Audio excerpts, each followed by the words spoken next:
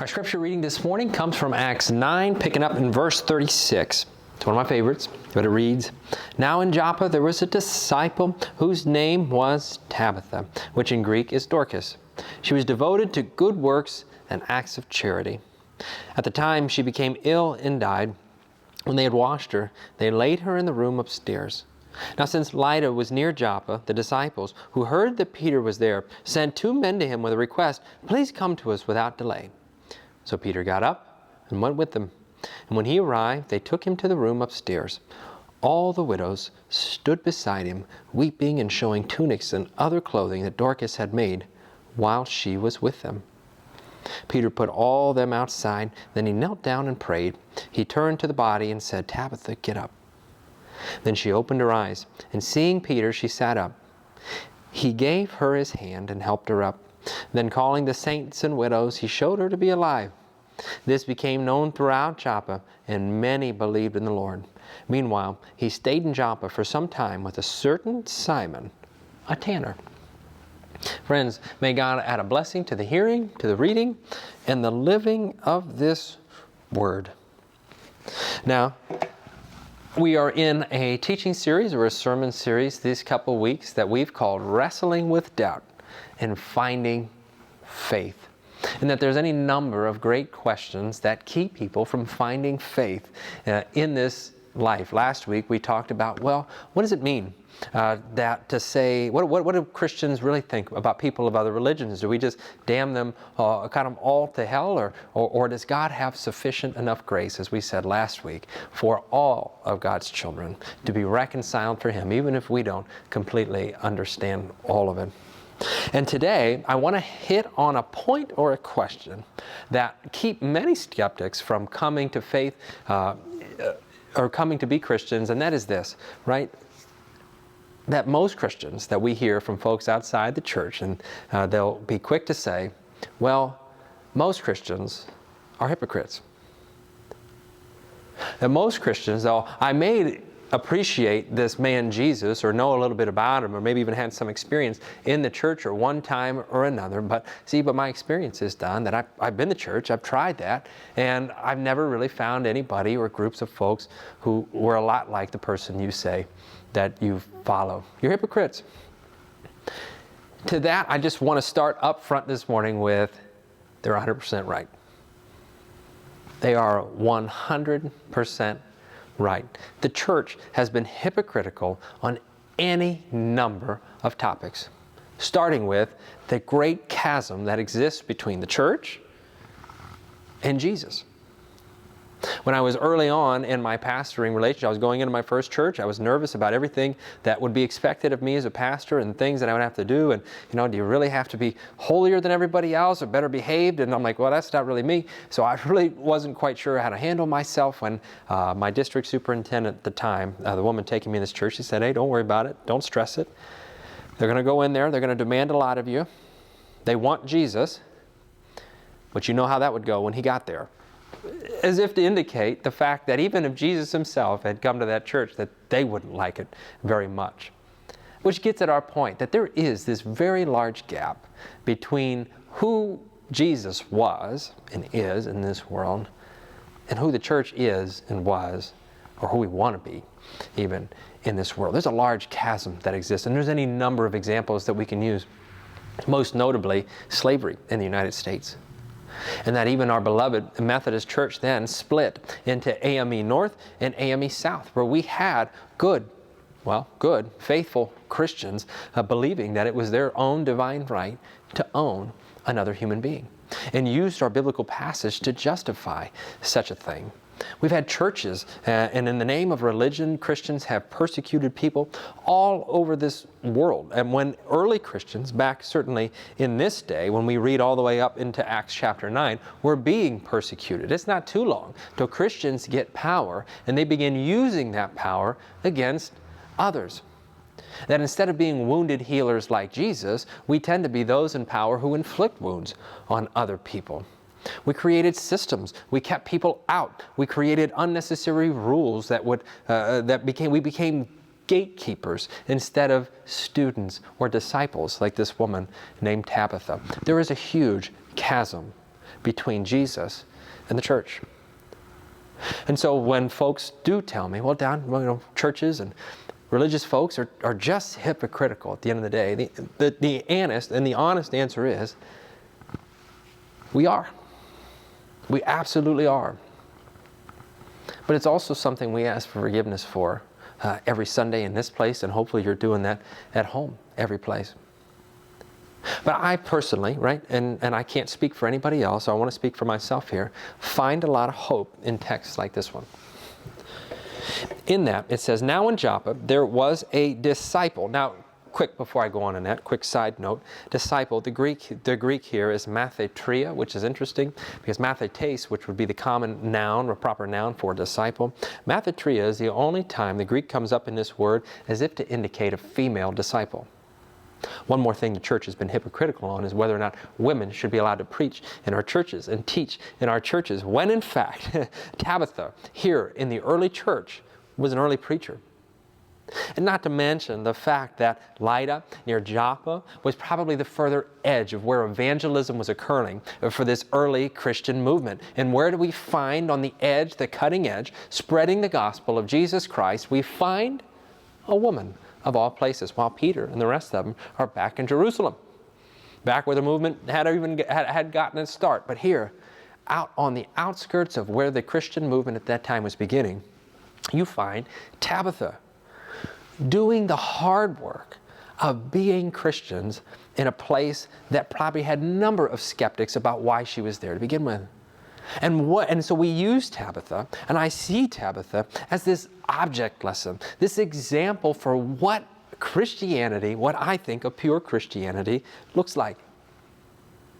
Tabitha, on the far reaches, was there, and we get indications from this text a little bit about how much people cared about her and that they prepared for her burial even after she died. And then when Peter comes up last minute to heal her, we get an indication of what her ministry was. All the widows stood beside him, weeping and showing tunics and other clothing that Dorcas had made while she was still with them. This woman had taken on widows, and as we know, widows in those early days in the ancient Near East were seen as way far less than, on the outskirts of society. If they didn't have a husband to care for their basic needs, they didn't have anybody. Legally, they had no status. But along comes this woman disciple to find the people that are hurting the most, who needed the basic necessities of life, and we find the woman disciple named Tabitha, there to offer clothing, perhaps to offer food, a home, and a loving relationship in that way. And it doesn't appear that Tabitha ever asked for anything in return. The church has been hypocritical, I'll admit. But when I find examples like Tabitha here, I wonder why we have highlighted other folks in our biblical narratives and texts, and I think we're a bit hypocritical as to why folks like Tabitha aren't as elevated to the level of someone like, well, say, St. Paul. Tabitha, who's out here, much like him, doing the hard work in this community, clothing people, housing people, doing what needs to be done in this kind of community, displays a certain level of, oh, well, this is what Jesus did in his life. Where her beliefs in Jesus Christ were now mirrored in her actions, where her beliefs came full form in Joppa with action. It's long been my dream. It's just one of those things that doesn't make your top to-do list. And that while we have folks in churches with any number of kinds of Bible studies and orders, I wish we had an order of St. Tabitha. Of folks who were devoted to using their lives and their talents and their gifts and their resources for serving the least of these in our community. Because that's exactly what we see Jesus do in all four of our Gospels. While we can see many examples of this, within churches all over our country. I wonder if we wouldn't be better served off as a church, and we could answer the question better when folks say, well, aren't Christians just hypocritical? When our churches took seriously the call and the mission of Jesus Christ to live that out into the world. What would it look like if people selected churches that they went to, not necessarily based on worship styles or whether or not their children's ministry program was as good as the one next door? What if they were selecting churches based on things like, well, this church seemed to have organized itself around providing housing for people who doesn't have it. I've really been interested in something like that. Come on, family, let's go see what we can do. Or, you know, this church, because I live here, really has a passion for seeking justice for the LGBTQ communities in our world and seeing that they have equal inclusion in all places in our community to make sure that there's a safe place that they can go. That's a passion of mine. God has called me to that work, and I would go to a church based on that aspect. What if I went to a church based on the fact that we sought justice for young brown and black people in our communities? Instead of, well, you know, the pastor's pretty good there, or the worship style is so-and-so, because I think it goes like this. Too often in our churches, we've gotten to figure out that maybe if we just shove as much knowledge into the heads of our children and our parishioners, that eventually they'll understand and be able to live Christian lives. Well, the truth is, I think that discipleship happens, like Tabitha shows us, that true discipleship happens as we do it. As we try, as we do together, we learn and bump into one another, make suggestions, and eventually, in seeking a common goal for the betterment of the folks that have been left out in our societies, we tend to learn a lot. We tend to ask good questions. We tend to have better prayers. We tend to have better hearts because we have a better understanding of our neighbors and those we seek to be in mission with in this world, including Jesus Christ Himself. We learn more when we do. A lot of times I think we're just afraid to do and fail. Oh, we tried that and it didn't work. We tried that, we didn't show up. We tried that one thing. You know how often down here, and we've been pushing an effort in our downtown community to build affordable housing, to make sure that our families and children in our community have safe and affordable places to live, and that people have fresh and healthy food to eat, that we have safe streets to walk on, access to educational opportunities, and make sure that health care is available to every resident of this city. And in so doing, we do something that I like to call community organizing. And community organizing is just this, organizing folks around given causes and those kinds of things. But the truth is, even though you might have so many people within a community, every time you hold an event, whether it's a barbecue or something, we got a tenant union meeting coming up here on May and 19th, and where we're trying to organize folks who have been subject to poor living conditions as a result of slumlords taking advantage of them. We're trying to organize them, get people together, realize that they have power in their voices when they come together, and that we can stand up against the powers of money, and these landlords have been taking advantage of people for a really long time. But when we hold these events, truthfully, we know there's a lot of those folks out there. But you usually only get 20, 25 people. But let me tell you something. Those 20, 25 that show up to have dinner and have a conversation about what they can do to help their neighbors, I would live and fight and die for those 25. Tabitha goes into this community right here to offer clothing and the love of Jesus Christ with what she had to offer in that time. And on her death, we see the fruits of her labors in the tears of those widows that she helped and them holding up their tunics as if to show Peter, look what she did for us. The question I always think about churches is, and as we've seen church numbers and attendance decline across, specifically the United States, here and churches close and church buildings shutter up, and some people grieve that. But I often wonder, if your church closed, who would miss it? Who would miss it? And sadly, probably that answer for many of those churches is probably the people that would miss it were just those few folks that hung on in the end. But the thousands of people living outside that church, either in positions of squalor, or people who feel like the church overlooked them for a long time, those LGBTQ folks who weren't allowed in to begin with, and for many years, people who felt left out of that space probably aren't going to miss it. I don't know how many widows that they would have show up and show the tunics and their hearts and their tears as a result of it being closed. That's why I say when folks look at you and say, well, Christians are just hypocritical. Well, yeah, guilty as charged. But with the help of examples like Tabitha, and when I come into this place, and when I bring my family into this place, and I see the man Jesus Christ in our rose window there, and we sing the songs and in worship, and I feel empowered to recognize the chasm not only between me, but between our church and Jesus Christ, I feel empowered to do something about it. Because it not only brings life to me, but I've seen the power and the life that it can bring to the community outside of these walls. People who show up here who have no idea about the poverty right outside of this church, who come in here and ask me good questions after church. Well, Don, I didn't know that. What can I do to help?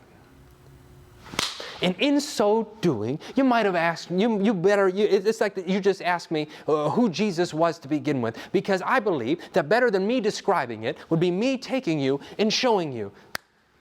Make a tunic. And then we work together and we get out there and we do and we work and we serve together. We learn more about each other and we know more about this man Jesus, and we tend to grow in love over the course of our lives.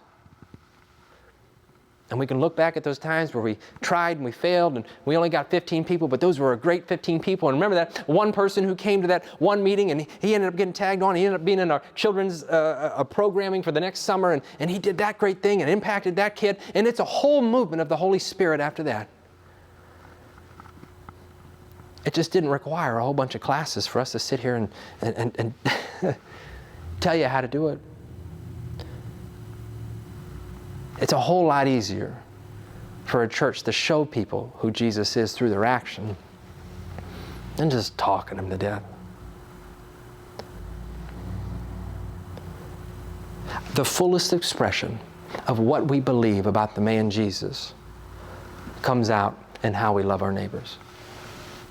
Tabitha's fullest expression about who she thought Jesus was came out in the forms of those shirts and those tunics. Comes out in our churches and those parish nurses who have taken care of people for so many decades, not just within their churches, on outside of their churches. There's so many times when our kids program goes out into these neighborhoods where nobody shows up and simply walks up to the child's door and says, "Hey, would you like to come play this afternoon?"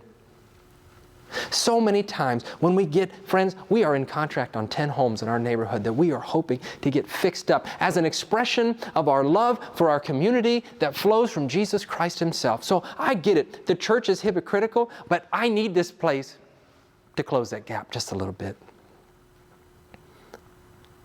I don't know if I'll ever get there. I don't think we'll ever get to close that gap to where it looks like this, and there'll be plenty of naysayers on the way. But I need this place.